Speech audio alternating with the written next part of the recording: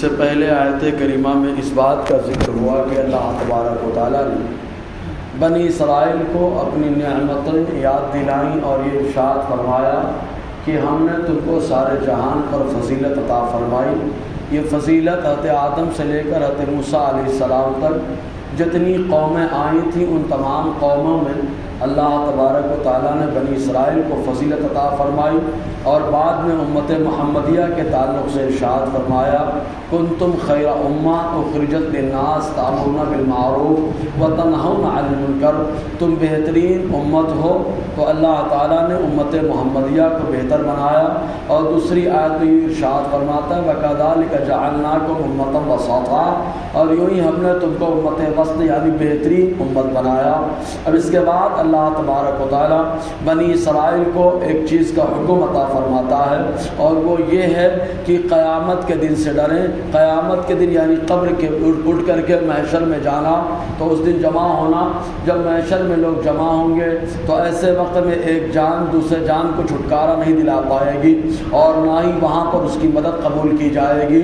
تو اللہ تعالیٰ فرماتا ہے ایسے مقام پر جہاں نہ تمہاری مدد ہو سکے گی اور نہ کوئی چھٹکارا دلا سکے اور نہ کوئی مدد کر سکے اور نہ کوئی سفارش تمہارے لیے کر سکے، اس دن سے ڈرو اور ابھی سے اپنے اندر سدھار پیدا کر لو۔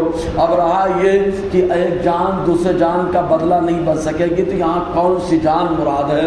تو کیا ایمان والے دوسرے ایمان والوں کی مدد نہیں کر پائیں گے؟ تو خود اللہ تعالیٰ قرآن میں ارشاد فرماتا ہے کہ الاخلاء یومئذ اعداء، کہ جس دن دوست جو ایک دوسرے کے دشمن ہوں گے، الا المتقون، سوائے متقی پرہیزگار کے۔ تو متقی پرہیزگار کا معاملہ ایسا ہوگا کہ وہ برابر ایک دوسرے کی معاونت اور مدد کر سکیں گے۔ خود قرآن مقدس ارشاد فرما رہا ہے، اور حدیث میں اس کی شرح یوں کی گئی کہ حضرت عمر رضی اللہ تعالیٰ عنہ ارشاد فرماتے ہیں کہ اللہ کے حبیب صلی اللہ علیہ وسلم نے ارشاد فرمایا کہ روضہ محشر ایک نور کا منبر لگایا جائے گا، اس پہ نورانی چہرے والے جلوہ افروز ہوں گے، نہ وہ نبی ہوں گے نہ شہید ہوں گے، نہ نبی ہوں گے نہ شہید ہوں گے، بلکہ انبیاء ان کے اوپر رش کریں گے، اس لیے کہ نبیوں کو اپنی امت کی فکر ہوگی، اور یہ بے فکر ہو کر کے اس نور کے منبر پر بیٹھ جائیں گے، اور نہ وہ شہید ہوں گے۔ صحابہ کرام نے عرض کیا اے اللہ کے حبیب صلی اللہ علیہ وسلم وہ کون سے لوگ ہوں گے؟ تو آقا علیہ السلام نے فرمایا یہ وہ لوگ ہیں جو اللہ کے لیے محبت کرتے ہیں اور اللہ کے لیے نفرت کرتے ہیں، اور پھر آیت کریمہ کی تلاوت فرمائی الا ان اولیاء اللہ لا خوف علیہم ولا هم يحزنون، یہ اللہ کے دوست ہے، نہ ان کو کوئی خوف ہے نہ کوئی غم ہے۔ تو اس دن متقی پرہیزگار ایک دوسرے کے معاون اور مددگار ہوں گے۔ قرآن بھی یہ کہتا ہے اور ابو داؤد شریف کی حدیث بھی یہ کہتی ہے۔ تو اللہ تعالیٰ فرماتا ہے ایک جان دوسرے جان کا بدلہ نہ ہو سکے گی۔ مطلب یہ ہے کہ اگر ایک جان مطلب مثال کے طور پر بیٹا ایمان والا ہے، باپ کافر ہے، تو بیٹا باپ کے لیے کوئی معاون مددگار نہ ہوگا، بدلہ نہیں بن سکے گا۔ اللہ تعالیٰ فرماتا ہے واتقوا یوما لا تجزی نفس عن نفس شیئا، اور ڈرو اس دن سے کہ بدلہ نہ بن سکے ایک جان دوسری جان کا شیئن کچھ۔ اور یہی وجہ ہے کہ عربی کا ایک گرامر بھی ہے کہ جب نکرہ کے بعد نکرہ ہے، جس کو جو انگریزی میں کہا جاتا ہے کامن ناؤن کے بعد جب دوسرا کامن ناؤن آ جاتا ہے تو وہاں پر دونوں الگ الگ مراد ہوتے ہیں۔ تو ایک جان پہلے نکرہ یعنی کامن ناؤن آیا، پھر عن نفس دوسرا نکرہ یعنی کامن ناؤن آیا، تو دونوں سے الگ الگ مراد ہو گئے۔ تو پہلے سے مراد یہاں پر ایمان والے اور دوسرے سے مراد جو ہے کافر جان ہے۔ تو اللہ تبارک و تعالیٰ فرماتا ہے ایمان والی جان یہ کافر جان کی کوئی مدد نہیں کرے گی، کیونکہ وہ دن انصاف کا دن ہوگا۔ وَلَا يُقْبَلُ مِنْهَا شَفَاعَةٌ، اور نہ اس کی طرف سے کوئی شفاعت قبول کی جائے گی۔ یعنی اگر ایمان والا چاہے کہ کافر کی شفاعت کر لے تو کافر کی شفاعت قبول نہیں کی جائے گی، ورنہ تو دیکھو آقا علیہ السلام نے تو ایک شفاعت کبریٰ ہے، پھر ایک شفاعت صغرا ہے، شفاعت کبریٰ جو بڑی شفاعت ہے سب کے لیے عام ہے، چاہے ایمان والا ہو چاہے کافر ہو۔ آقا علیہ السلام کی یہ شفاعت کبریٰ سے پہلے ہر کوئی رب کی بارگاہ میں جانے سے ڈر رہا ہوگا، حضور سجدہ ریز ہوں گے۔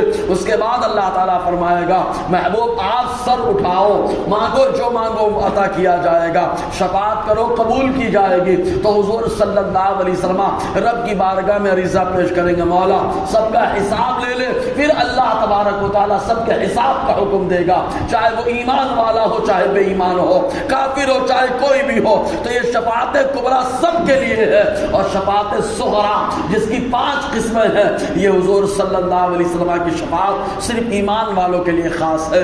تو خود حدیث پاک میں آیا حضور صلی اللہ علیہ وسلم فرماتے ہیں شفاعتی لأہل الکبائر، میری امت میں جو بڑے بڑے گنہگار ہیں میری شفاعت ان کے لیے ہے۔ اور ایک موقع پہ آقا نے فرمایا انبیاء شفاعت کریں گے، شہداء شفاعت کریں گے، علماء شفاعت کریں گے۔ ابن ماجہ کی حدیث پاک حضور صلی اللہ علیہ وسلم نے شفاعت کی بہت ساری قسمیں شمار کرائی۔ میں تو یہاں پر مراد کیا ہے، اگر ایمان والا کافر کی شفاعت کر کے جنت میں لے جانا چاہے تو لا یقبل منہا، تو یہ شفاعت قبول نہیں کی جائے گی۔ حتیٰ کہ ایک موقع آیا لوگوں نے حضرت ابراہیم علیہ السلام کا معاملہ رکھا کہ چچا نے بڑی خدمت کی، اب جو ہے بہت زیادہ، جس کو ساری دنیا کیا ہے ابراہیم علیہ السلام کا باپ سمجھتی ہے، حالانکہ باپ نہیں ہے، وہ بت پرست تھا، وہ چچا ہے حضرت ابراہیم علیہ السلام کا۔ ضرورت پڑے گی تبھی قرآن کی آیت آ رہی، وہاں پر اس کی نشاندہی ہوگی کہ نعبد الہک و الہ آبائک، یہاں پر ابراہیم و اسماعیل و اسحاق، یہاں پر انشاءاللہ وضاحت ہوگی کہ یہ بت پرست جو آزر جس کو ابراہیم علیہ السلام کا والد کہا جاتا ہے یہ والد نہیں ہے۔ انشاءاللہ وہاں پر تاریخ اور جو ہے روایتوں کے حوالے سے گفتگو رہے گی۔ میں کہتا ہوں حضرت ابراہیم نے اس کے لیے دعا کرنی چاہی، اللہ تعالیٰ نے منع فرما دیا۔ ما کان للنبی ان یستغفر للمشرکین، قرآن میں اللہ تعالیٰ فرماتا ہے نبی کی یہ شان نہیں ہے کہ وہ کسی شرک کرنے والے کافر کے لیے جو ہے وہ بخشش کی دعا کر دے، تو اللہ تعالیٰ نے منع فرما دیا۔ میں کہتا تو یہاں پہ مراد وہی ہے کہ ایمان والا اگر کافر کی شفاعت کرے تو وہ شفاعت قبول نہ کی جائے۔ ولا یؤخذ منها عدل، اور نہ ہی کوئی فدیہ اس کی طرف سے قبول کیا جائے۔ ولا هم ينصرون، اور نہ ہی ان کی مدد کی جائے۔ اب اللہ تعالیٰ وہاں پہ فرماتا ہے اس دن سے ڈرو، اور دنیا میں اللہ نے کیا کیا نعمتیں عطا فرمائی، اب ان نعمتوں کا ذکر یہاں سے شروع ہوتا ہے۔ انشاءاللہ آگے گفتگو رہے گی۔ اللہ تبارک و تعالی ہم سب کو فیضان قرآن، برکات قرآن